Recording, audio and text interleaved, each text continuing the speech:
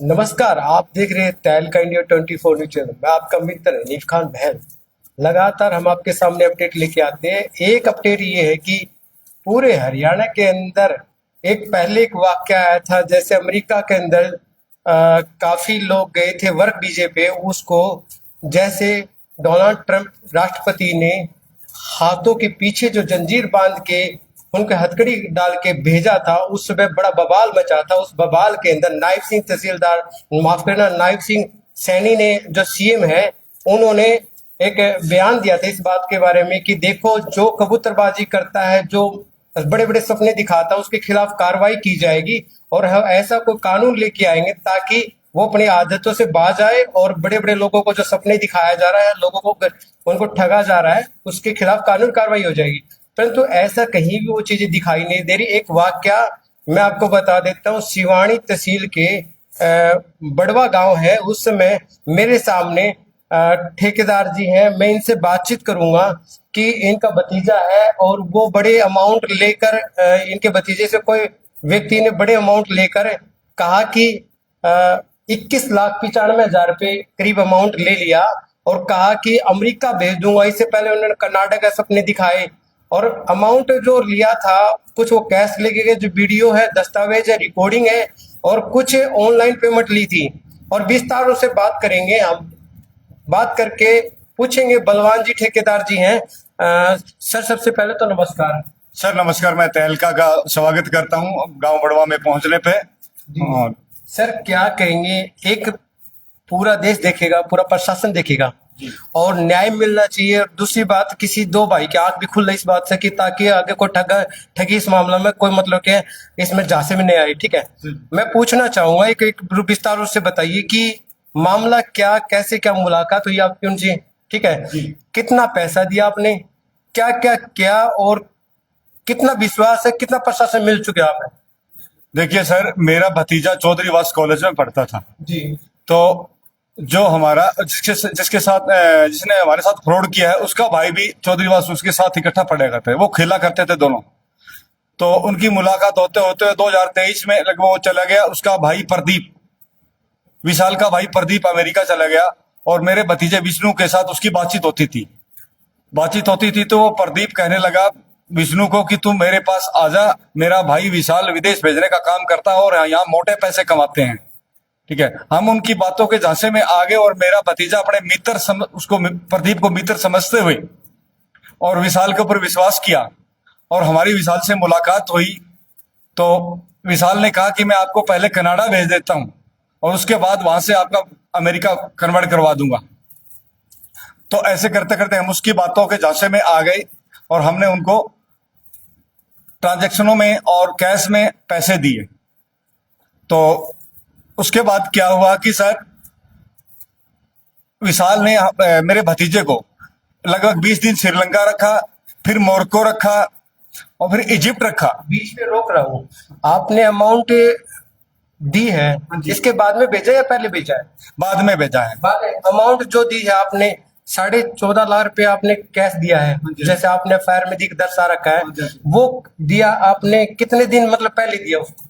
लगभग 3 या 4 महीने पहले दिए थे। वो तो मेरे पास डेट लिखी हुई है अमाउंट की, मेरे पास सारी वीडियो रिकॉर्डिंग है उसकी और ऑडियो रिकॉर्डिंग भी है। वो मेरे को क्या बोल रहा है वो मैंने प्रशासन के सामने पेश कर दी है।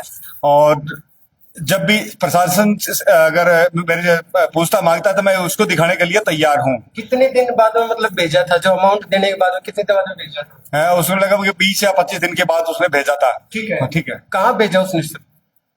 जब थोड़ी अमाउंट गई, उससे पहले तो उसने श्रीलंका भेजा था और उससे वापस बुला लिया था। श्रीलंका कितने दिन तक रहा? 20 दिन रहा लगभग। और यहाँ से दिल्ली गए? हाँ जी, हाँ जी। दिल्ली के अंदर कितना दिन रहना पड़ा? दिल्ली रहा वो 20 दिन। 20 दिन दिल्ली रहा? हाँ। इसके बाद में श्रीलंका? उसके बाद श्रीलंका गया, श्रीलंका से फिर मोरक्को गया। श्रीलंका कितने दिन रहा? श्रीलंका 20 दिन रहा। और डोंगर वगैरह किसी ने मुलाकात की उससे? नहीं, किसी से मुलाकात नहीं हुई। वो कह रहा मेरा बंदा आएगा तेरे को यहाँ से ले जाएगा, मेरा बंदा आएगा तेरे को यहाँ से ले जाएगा। श्रीलंका से मोरक्को गया? श्रीलंका से मोरक्को गया, मोरक्को से फिर उसने वापिस मोरक्को में लगभग 1 महीना रहा। 1 महीना रहा? जी जी। उसका अमाउंट वगैरह, पैसा वगैरह उसको खाने पीने के लिए कैसे क्या किया? हमने एक्सचेंज करवा के दिया था उसको पैसा। एक्सचेंज करवा के दिया? हाँ जी, हाँ जी। इसके बाद मोरको से मतलब आपके इंडिया वापस आ गया। हाँ जी, हाँ जी, हाँ जी। इंडिया वापस आने के बाद में फिर आपने क्या किया? इंडिया में वापस आने के बाद हमने उनका कहा, भाई हमारा पैसा दे दो भाई, हमारे को नहीं भेजना कहीं भी। फिर ठीक है। तो हमारे को कुछ दिन तो चक्कर कटाता रहा। ठीक है। ठीक है भाई, मैं देखता हूँ। और उसके बाद में हमारे को ये बोला, मैं कुछ नहीं दूंगा पैसे, तुम क्या करोगे, मेरा तो यही काम है। ठीक है। तो जब मेरा भतीजा उनके पास पैसे लेने के लिए गया, तो उनके साथ 2-3 लड़के और भी थे, उन्होंने उसके साथ भी उन्होंने फ्रॉड किया हुआ था। तो उन्होंने कहा कि मैं आपको चलो रोहतक में पैसे दे देता हूं आपको। तो उनके फिर बातों में जांचे में आके और उनके साथ रोहतक आ गया वो। ठीक है। और पीछे से अपनी घरवाली को बोल के और उन्होंने 112 पे कॉल करके और इनको मेरे भतीजे और उसके साथ 3-4 लड़के और थे, उसके ऊपर अपहरण का और फिरौती का मुकदमा दर्ज करवा दिया गया, जो कि ये अपने जो मांगने वाले पैसे थे वो लेने के लिए गए थे। जी। तो फिर आप पे फिरौती का मामला दर्ज करवा दिया गया। ठीक है। मगर एक चीज और बहुत जानना चाहता हूँ, क्या प्रशासन से नहीं मिले आप उस समय जब आप गए थे उस समय लेने के लिए? तो आप प्रशासन से मिलना चाहिए, भाई हमसे फ्रॉड हो चुका जी, 22 लाख रुपए करीब का फ्रॉड हो चुका है, हमारी अमाउंट वापस दिलाई गई। हाँ जी, हाँ। जब पानीपत पुलिस वहां आई थी तो हमने कहा था, सर हमारे साथ फ्रॉड हुआ है। बोले कोई नहीं, हम चेक कर लेंगे। ठीक है। फिर हम हाँ जी, फिर हम उसके बाद भिवानी एसपी साहब के पास हमने दरखास्त 18 तारीख को हमने दरखास्त लगवाई थी। ठीक है। एसपी साहब ने मार करके सिवानी भेजा, तो हम किसी काम से हमारे कोई पारिवारिक में कोई कारण हो गया था, तो हम सिवानी थाना नहीं पहुंच पाए। उसके बाद में हमने दोबारा रिकमेंड करवाई, तो ये इकोनॉमिक सेल में चली गई थी। इकोनॉमिक सेल में मैं 3-4 बार 10 बार जा चुका हूं, मैंने बयान अपने दर्ज करवाए। फिर एसपी साहब की फिर दोबारा बदली हो गई। उसके बाद में नए साहब आए तो उन्होंने दोबारा से फिर रिकमेंड मांगा। फिर हमने दोबारा भेजा, हमने सारे सबूत इकट्ठे करवाए, जितने भी साहब ने सबूत मांगे हमने सबूत दिए। ठीक है। तो फिर अब हमारा जाके ये मुकदमा जो है दर्ज हुआ। मैं एसपी साहब का इस बात में आभारी हूं कि उन्होंने मुकदमा दर्ज किया, और मेरे को पूरा विश्वास है प्रशासन पे कि हमारे को न्याय मिलेगा। एसपी साहब से भी मैं भरोसा चाहता हूं कि मेरे को न्याय मिलेगा, और सिवानी थाना से भी मैं चाहता हूं कि मेरे को न्याय मिलेगा, मेरे को पूरा विश्वास है। अच्छा, एक चीज और है, आपने जैसे अभी ये जो आपका जो भतीजा जो आया है वो कब, मतलब कितने तारीख को अंदाजा कब आया था? 2024 में आया था? हाँ जी, हाँ जी। 2024 में कब? ये 16 तारीख है, कौन से महीने के सर? अक्टूबर में आया था, नवंबर में? हाँ जी, हाँ जी, हाँ जी। अक्टूबर नवंबर में हाँ जी, हाँ जी, हाँ जी। 2024 में। हाँ जी, हाँ जी। ठीक है। उसके बाद में जो एक मामला जो उठा था, पूरे भारत का जो मामला उठा था, वही हथकड़ियां लगा के जो वापस भेजा जा रहा था, मतलब कि है पूरे इस बात को अपमान के तौर पे देख रहे थे। तो नायब सिंह सैनी ने कहा था कि इनके खिलाफ कार्रवाई करेंगे, तो आपने उस मामले में फायदा उठाने से भी ये हम लोग भी ठगी के शिकार हो चुके हैं, हमारे खिलाफ भी ये चीज, मतलब ये चीज हो रही है, तो आप इसको क्या कर क्या जाए?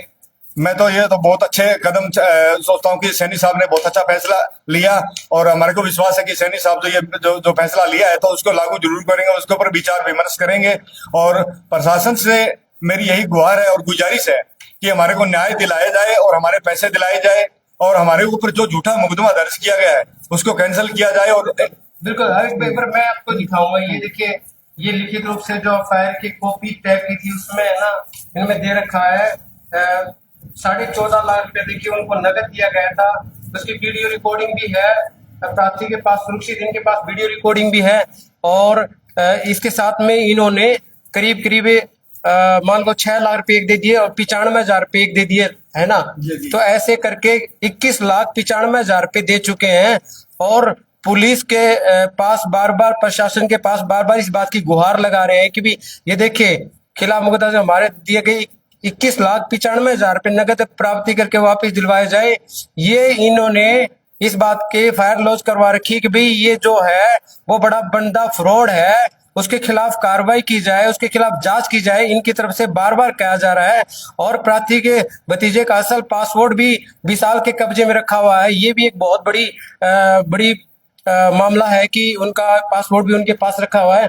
कि एक चीज और कहूंगा मैं आपके पास, ये देखिए रिपोर्ट है बार बार प्रशासन और बार बार ये कहा जाता है कि इसके खिलाफ, इनके खिलाफ, कबूतरबाजों के खिलाफ बड़ी बड़ी कार्रवाई की जाएगी, परंतु वो चीजें कहीं भी दिखाई नहीं दे रही है। और 21,95,000 रुपया अमाउंट ले लिया और इनके खिलाफ ही अपहरण का झूठा मुकदमा दर्ज कर दिया गया, जैसे इनकी तरफ से बार बार कहा जा रहा है। और उसकी तफ्तीश की जाए, उसकी जांच की जाए दोबारा, ताकि ये पीड़ित व्यक्ति है, इनको न्याय मिल सके। 21,95,000 रुपया जैसे इनकी तरफ से लिया गया था, एक झूठे जासे मतलब देकर, जैसे बड़े बड़े सपने दिखाकर अमेरिका भेज देंगे, कनाडा भेज देंगे, उसका एक धंधा है। मैं कहूंगा ये एक ही उन्होंने ठगी का जो बना के रखा हुआ है, जिसे इनके तरफ से बार बार कहा जा रहा है कि तीन और भी थे उस समय गए, जो रोहतक में लेके गए, उसमें 3 और भी थे, उनको तो फंसा दिया उसने, मतलब कि जेल के अंदर चले गए, अपहरण का मुकदमा दर्ज करवा दिया। इनकी तरफ से बार बार कहा जा रहा है। और मैं दोबारा फिर मैं ये प्रशासन से अपील करता हूं, नायब सिंह सैनी जी से अपील करता हूं, एसपी भिवानी से अपील करता हूं और एसपी पानीपत से अपील करता हूं कि इस मामले की जांच की जाए और जो हमारे खिलाफ जो झूठा मुकदमा दर्ज किया गया है उसके ऊपर जांच करके और उसको कैंसिल किया जाए। अगर हम दोषी है तो हमारे खिलाफ कार्रवाई हो। मैं ये नहीं कह रहा कि हम दोषी हो पाएंगे तो हमारे खिलाफ कार्रवाई की जाए, लेकिन जांच की जाए। हम इसमें दोषी नहीं है।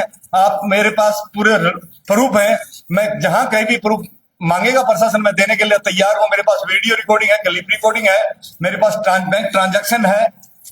और ये देखिए कि मेरे भतीजा उससे पैसे मांगने पहले गया था तो उसने उसको धमकियां दी थी कि मैं तेरे को झूठे मुकदमे पे फंसा दूंगा और जेल कटवा दूंगा, ऐसे याद रखेगा जिंदगी भर, मेरा यही काम है, तू चुपचाप घर चले जा।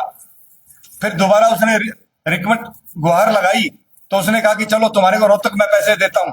इस करके उन्होंने रोहतक ले गया और फिर उनके खिलाफ उसने अपनी घरवाली को फोन करके रात को और इनके खिलाफ अपहरण का केस और फिरौती का केस दर्ज करवा दिया गया। बिल्कुल, ये देखिए हम एक जमींदार आदमी है, हमारे को इतना ज्यादा ज्ञान नहीं था कि हम किससे क्या करें, लेकिन हम तो एसपी भिवानी तक ही गए। हमारा एसपी भिवानी साहब ने गुहार लगाई और हमारी जो अब जाके हमारी जो एफआईआर दर्ज हुई है, हम बार बार चक्कर काटते रहे एसपी साहब के पास, लेकिन एसपी साहब की बदली होगी। फिर दोबारा एसपी साहब आए, उन्होंने फिर जांच करी। जांच करने के बाद ये हमारे उग्रसेन जी इसके अधिकारी हैं इकोनॉमिक सेल के, उन्होंने पूरी जांच करके और एसपी साहब के सामने जो पेश किया तो हमारी एफआईआर दर्ज 9 तारीख को हुई है। और मैं एसपी साहब से यही प्रार्थना करना चाहता हूं, डीसी साहब से प्रार्थना करना चाहता हूं कि हमारे जो खिलाफ मुकदमा दर्ज हो रहा है उसकी जांच की जाए और हमारे को न्याय दिलाया जाए और हमारे पैसे दिलाए जाए और दोषी के खिलाफ कार्रवाई की जाए। मैं इसके लिए बहुत बहुत आभारी हूँ, जो एसपी साहब का आभारी हूँ कि जिन्होंने हमारा मुकदमा जो पूरी जांच करके दर्ज किया है। लेकिन जो हमारे खिलाफ जो झूठा मुकदमा दर्ज हुआ है, कृपया करके उसके जांच की जाए और वो मुकदमा कैंसिल करवाया जाए।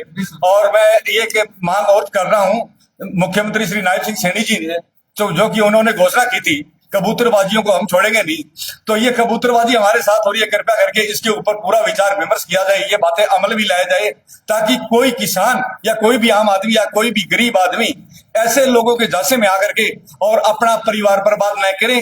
ठीक है, ताकि लोगों का ऐसा बर्बाद देखा है हमने।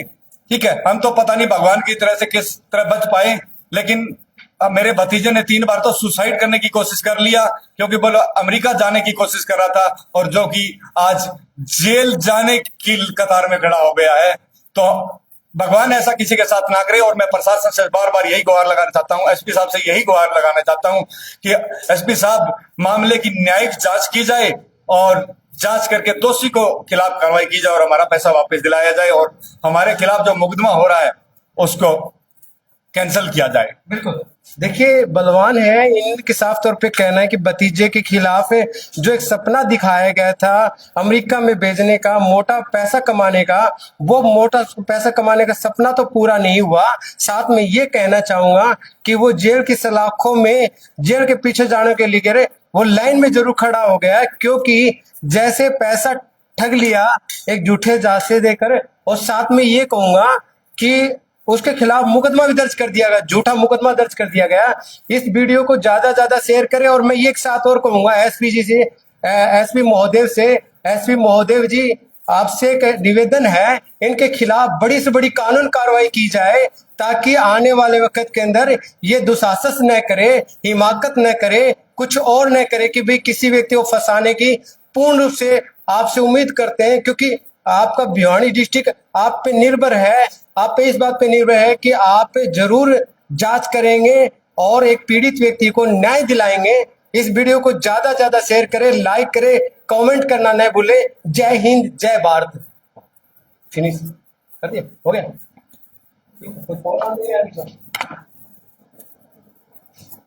सही है कि नहीं है?